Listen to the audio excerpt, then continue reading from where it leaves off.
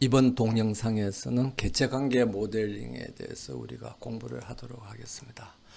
그래서 개체관계 모델링이라는 것은 뭐냐 그러면 우리가 궁극적으로 만들고자 하는 것은 관계형 데이터베이스죠. 관계형 데이터베이스를 궁극적으로 만드는 건데, 이 궁극적으로 만들고자 하는 관계형 데이터베이스를 자동으로 만들기 위한 하나의 자동화된 설계 도구가 개체관계 모델링 도구라고 그렇게 이제 우리가 볼 수가 있습니다.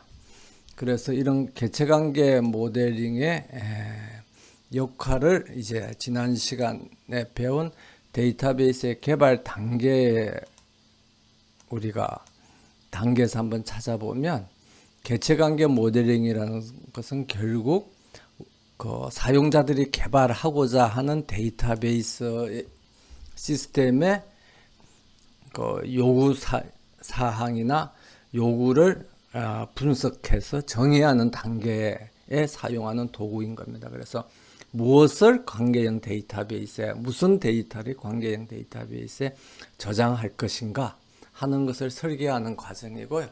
그래서 우리가 보통 개념 모델링이라고 그렇게 이야기를 합니다. 그래서 이걸 이제 무엇을 데이터베이스에 저장할 것이냐를 정의를 하면, 그 다음에 이것을 어떻게 이제 테이블로, 이렇게 잘 설계된 테이블로 데이터베이스 스키마를 구성할 것이냐 하는 이제 데이터베이스 설계 단계가 이루어지는데, 개체관계 모델링을 하면 여기서 우리가 무엇을 데이터베이스에 정의할 것인가를 이걸 정의를 하면 이 부분이 자동적으로 만들어져서 스키마가 만들어지게 됩니다. 그렇기 때문에 굉장히 편리하죠. 그러니까 무엇을 데이터베이스에 저장할 것인가만 잘 정의를 하면 이걸로부터 그것을 저장하기 위해서 어떤 테이블들을 어떻게 구성해야 하는가가 자동으로 만들어지는 그런 도구를 개체관계 모델링 도구라고 그렇게 이제 이야기를 합니다. 그래서 이제 개체관계 모델링의 기본적인 개념은 우리가 데이터베이스 설계에서 이야기했던 그 개념들하고 크게 다르지 않아요. 그래서 개체관계 모델링은 실제 현상을 말 그대로 개체관계 모형이라는 이 모형의 이름에서 이제 우리가 유추해낼 수 있는 것처럼 실제 현상을 개체와 관계로 나눠서 이제 모델링을 하는 겁니다. 그러니까 데이터베이스에 저장하고 싶어 하는 데이터는 결국 뭐에 대한 데이터냐 그러면 개체에 대한 데이터와 관계에 대한 데이터 두 개로 우리가 나누어 볼 수 있다는 거죠. 그렇게 되면 우리가 데이터를 저장하고자 하는 그 대상인 개체와 관계만 찾아내면 이것들에 대한 데이터를 저장하는 것이 이제 우리가 만들고자 하는 데이터베이스가 될 것이다 하는 게 이제 개체관계 모델링의 모델링하는 기본적인 철학이라고 그렇게 볼 수가 있습니다. 그래서 이러한 개체와 관계로부터 데이터베이스에 저장될 가치가 있는 데이터들을 찾아내서 그것들을 저장하기 위한 뭘 만들어내는 거죠? 결국은 테이블들을 만들어내는 게 개체관계 모델링 모형의 역할이라고 그렇게 볼 수가 있겠습니다. 그러면 이런 개체와 관계를 우리가 과목 소개라든지 데이터베이스 개발 단계에서 개략적으로 살펴봤던 그 예제를 가지고 생각을 해보면, 결국 우리가 무슨 데이터를 저장할 것이냐 하는 것은 거기서도 우리가 이야기를 했습니다만은 현상을 구성하는 것들 중에서 그 구성물에 대한 데이터를 저장하는 거라 그랬죠. 그래서 여기 이렇게 사람들이 있으면 이 사진을 보니까 여기에 학생들이 있구나. 그럼 이제 이 학생들에 대한 데이터를 저장을 하는 겁니다. 그럼 이 학생이 이 실제 우리가 눈에 보이는 이 현상을 구성하는 구성물이라는 겁니다. 이 구성물을 개체관계 모형에서는 좀 더 이론적으로 이름을 붙여서 뭐라 그러냐 그러면 그거를 개체라고 그러는 겁니다. 그래서 이 실제 현상을 보니까 학생이라는 개체가 있더라. 그러면 그 학생에 대한 데이터를 우리가 저장을 해야 되겠다. 그럼 그 학생에 대한 무슨 데이터를 저장할 것이냐 하는 것은 설계하는 사람이 판단해 보니까 그 학생에 대한 학번하고 이름을 저장하면 되겠다. 그럼 이제 학번하고 이름을 저장하기 위한 칼럼을 만드는 거죠. 그래서 그 구성물, 개체가 있으면 결국 뭐가 만들어지는 겁니까? 그 개체를 저장하기 위한 테이블이 만들어지는 겁니다. 그래서 학생이라는 개체가 있으면 학생이라는 개체에 대한 데이터를 저장하기 위한 학생 테이블이 만든다는 게 기본적인 생각인 거죠. 그래서 우리가 실제 현상에 있는 개체들을 다 찾아내면 뭐가 만들어지죠? 그 개체들에 대한 테이블들이 다 만들어진다는 겁니다. 그래서 그렇게 해서 테이블을 만들면 우리가 저장하고 싶은 데이터를 저장할 수 있는 좋은 데이터베이스를 만들 수 있다는 겁니다. 그래서 이제 개체에 대한 데이터를 저장을 하고 그 다음에 이제 이 학생들이 수업을 듣는다고 그랬죠. 그러면 학생과 과목 사이에 수강이라는 활동이 이루어집니다. 그래서 이 활동이나 거래를 뭘로 모델링을 하느냐 하면 활동이나 거래를 학생과 과목 사이에 관계로 모델링을 하는 겁니다. 그래서 학생과 과목 사이에 관계가 있는 겁니다. 그래서 이 학생과 과목 사이, 학생을 나타내는 이제 이게 학번 있죠. 이 학생하고 과목을 나타내는 과목분이 과목 사이에 관계가 있으면 그 관계에 대한 정보로서 뭘 저장을 하는 거죠? 성적을 저장을 하겠다는 겁니다. 그래서 실제 우리가 현상을 보니까 조금 전에 찾아낸 개체들을 다 찾아내고 나면 그 다음에 그 개체들 사이에 관계가 있다는 겁니다. 그 개체들 사이에 활동이나 거래가 발생한다는 거죠. 그런데 그 개체들 사이에 발생하는 활동이나 거래를 뭘로 모델링 하느냐 그러면 관계로 모델링 하면 된다는 겁니다. 그래서 이제 여기서 우리 학생들의 눈치를 챘겠지만 수강이라는 활동이나 거래는 뭐하고 뭐 사이에 발생하는 거죠? 우리가 얼핏 보면 수업은 누구한테 듣습니까? 교수님한테 듣죠? 그래서 수업은 교수한테서 듣습니다. 그렇게 되면 수강이라는 거는 뭐하고 뭐 사이에 발생하는 이 활동이나 거래냐 그러면 학생이 교수로부터 수업을 들으니까 학생과 교수 사이에 그 거래다 이렇게 볼 수가 있는데 그게 아니라는 거예요. 그래서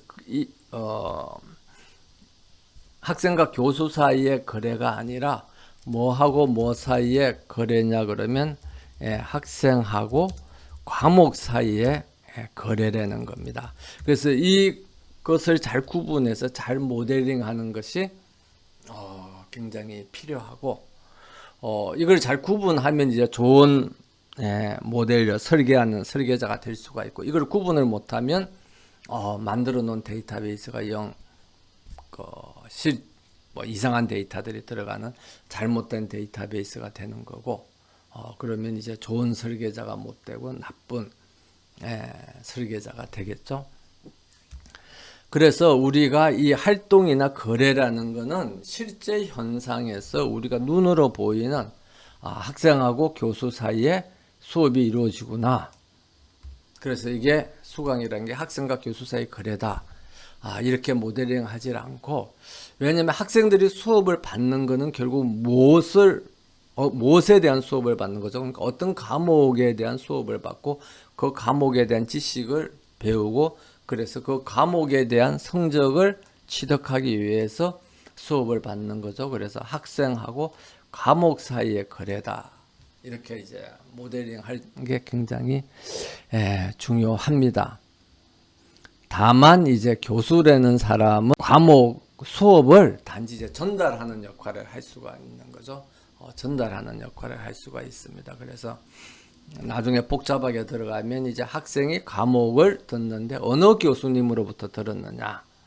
그러면 이제 학생하고 과목하고 교수 사이에 활동이나 거래다. 이렇게 또 좀 더 복잡하게 모델링을 할 수도 있습니다만은 지금은 이제 단순하게 이게 학생하고 과목 사이의 거래로 우리가 모델링 해야 된다 하는 것을 유념해 두면 되겠습니다. 그러면 여기 이제 도서관이 있어요. 도서관에 이게 학생이 있죠. 근데 도서관에 또 이제 책들이 있어요. 그럼 학생이 도서를 대출을 했다. 그래서 2014 뭐 땡땡땡땡 학생이 42174라는 경영 DB 관리론이라는 책을 2010년 1월 2일에 대출해서 3월 25일에 반납을 했다. 이게 잘못 넣었네요. 2020년인데 10년으로 뭐 어쨌든 그 다음에 021102라는 또 동일한 학생이 2014 땡땡땡땡 학생이 021102라는 경영정보학 원론 책을 2020년 3월 20일에 대출을 해서 아직 반납을 안 했다. 그 다음에 2016 땡땡땡땡 학생이 이 학생이 반납한 42174 경영DB 관리론 책을 4월 2일 날 대출을 해서 7월 25일 날 반납을 했다. 그러면 이거는 뭐하고 뭐 사이에 활동이나 거래죠? 학생하고 도서관 사이의 거래가 아니라 학생하고 도서 사이의 거래인 겁니다. 그래서 우리가 얼핏 보면 도서 대출이라는 거는 학생이 도서관에서 책을 대출을 하죠. 그래서 학생하고 도서관 사이의 대출이라고 그렇게 볼 수가 있습니다만은 우리가 기록하고자 하는 내용은 학생이 어떤 책을 대출했느냐 이렇게 되는 거죠. 그런데 이제 물론 여기서도 학생이 어떤 책을 예를 들면 도서관이 여러 개가 있다. 뭐 성북 도서관도 있고 여기 있는 별마당 도서관도 있고 뭐 국립도서관도 있으면 학생이 도서를 어느 도서관으로부터 대출을 했느냐 이렇게 복잡하게 사망관계로 이렇게 모델링을 할 수도 있지만 학생이 무슨 책을 대출했냐 이렇게 간단하게 이항관계로도 이렇게 간단하게 모델링을 할 수가 있겠습니다. 그래서 우리가 이렇게 일단은 간단하게 모델링을 하는 걸로 하고요. 그럼 이건 활동이나 거래면 학생하고 도서 사이에 관계로 맺어줘야 하느냐. 그러면 보통 일반적인 경우 우리가 도서관에서 책을 대출하면 이렇게 대출번호를 부여를 합니다. 그래서 학생 대출이라는 활동이 발생한 거죠. 그래서 대출이라는 활동이 발생했는데 이 대출을 도서 대출이라는 활동이 발생했는데 이 도서 대출을 뭘로 보느냐 그러면 이거를 개체로 보는 거예요. 여기 있는 것처럼 개체로 봐서 이걸 별도로 대출이라는 개체가 존재한다고 가정을 하는 겁니다. 근데 눈에는 보이지 않잖아요. 눈에는 보이지 않지만 그렇게 추상적인 개체가 발생했다는 겁니다. 그래서 이 도서 대출에 대해서 예를 들면 필요하면 이전에는 도서 대출증 같은 거를 끊어줬죠. 그래서 누가 무슨 책을 언제 빌려갔다 해서 도서 대출증이라는 거를 이 종이를 이렇게 정서를 발부해 줍니다. 그럼 이 정서가 하나의 사람이라든지 학생이나 책은 이제 눈에 보이는 구성물이잖아요.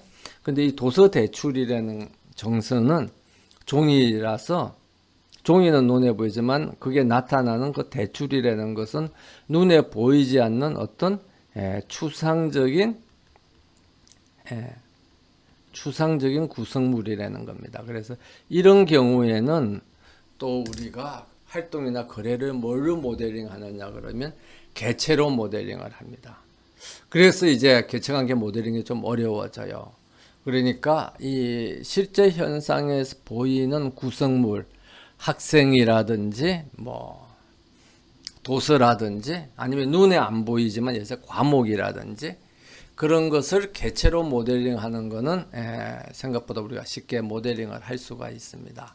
그래서 이걸 이제 개체로 모델링을 하면 되고, 그 다음에 학생들이 과목을 수강한다는 활동이나 거래를 관계로 모델링하는 것도 그 관계가 될 것 같죠. 학생하고 과목 사이에 수강이라는 관계가 맺어졌다.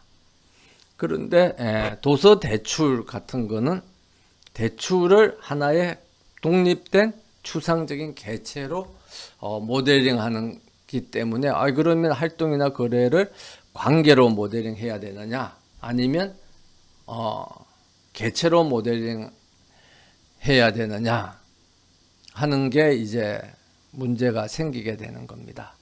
그래서 이 활동이나 거래를 개체로 모델링 하는 것 중에서 가장 대표적인 게 뭐냐 그러면 뭐 주문 같은 겁니다. 주문. 인터넷 사이트나 그런 데 가면 무슨 물건을 사죠? 그럼 물건을 산다는 거는 누구하고 누구 사이의 관계입니까?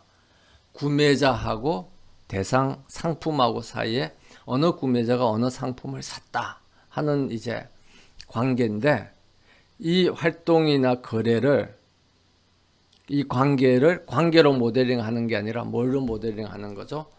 주문이라는 추상적인 개체로 모델링을 하는 겁니다. 그래서 개체로 모델링을 하면 이 개체는 아까 우리가 말했던 이제 하나의 구성물이거든요. 그래서 존재하는 겁니다. 그래서 우리가 주문에 대해서 문제가 생겨서 콜센터에다가 전화를 걸어서 이제 문의를 하려고 그러면 주문한 사람이 누구냐, 예를 들어서 주문자가 누구냐, 주문자가 무슨 상품을 샀느냐 이런 걸 말을 해서 설명을 할 수도 있지만 주문번호를 딱 이야기를 해주면 그 사람들이 그걸 쉽게 찾아서 해결할 수가 있죠.